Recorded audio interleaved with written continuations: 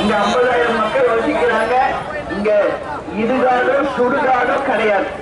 அப்போ மக்கள் எப்படி போய் ஒரு ஈம காரியத்தை செய்ய முடியும்? அதனால நிச்சயம் மக்களுடைய பயன்பாட்டிற்கு நாம இடுகாடு சுடுகாடு அமைத்து தரப்படும். ஆர்கேபேட்டை, பொதட்டூர்பேட்டை, அத்திமாஞ்சேரிப்பேட்டை பகுதியில நெசவாளர்கள் அதிகமாக்காங்க. அந்த நெசவாளர்கள் பிரச்சனையை நிச்சயமாக தீர்த்து நெசவு தொழிலை முன்னேற்றி நிச்சயம் கேப்டன் காலத்துல எப்படி நெசவாளர்கள் நல்லா இருந்தாரோ அதே மாதிரி நம்ம நெசவாளர்களுக்கு நல்லதொரு வாழ்க்கையை ஏற்படுத்துவோம்.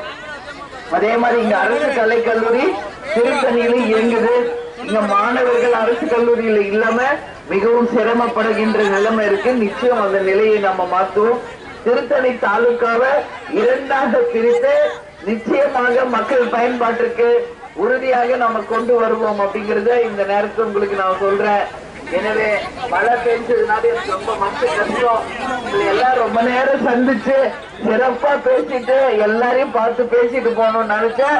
ஒண்ணு கவலைப்படாதீங்க, மீண்டும் நாங்க வருவோம், உங்களை சந்திப்போம். இன்னும் நம்ம தமிழ்நாடு முழுக்க சுற்றுப்பயணம் முடிச்சுட்டு தேர்தலை விட்டு மீண்டும் திருத்தணிக்கு வருவோம். அதுக்குள்ள கூட்டணி முடிவாகும். தொகுதியை வென்றெடுப்போம். நல்ல வேட்பாளரை நிறுத்தி மீண்டும் முறைக்கு வென்றது என்ற ஒரு சரித்திரத்தை நிச்சயமாக நாம் படைப்போம் அப்படிங்கிறது இந்த நேரத்தில் நான் சொல்றேன். எனவே மிக சிறப்பாக இந்த பணிகளை ஏற்பாடு செய்த நமது மாவட்ட செயலாளர் அண்ணன் கிருஷ்ணமூர்த்தி அவர்களுக்கும், அதே மாதிரி இங்க சீனிவாசன், நரசிம்மன், சுரேஷ், அருள், ரவி, பாபு, விஜய், காஞ்சனா, ரவி, சுரேஷ், வெங்கடேஷ், சக்திவேல், திருமதி ரேகா, ராமு மற்றும்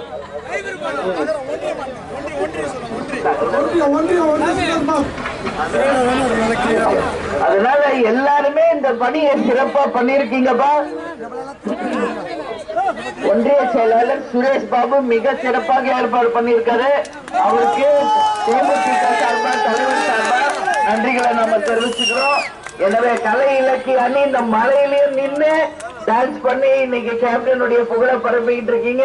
உங்கள் அனைவரும்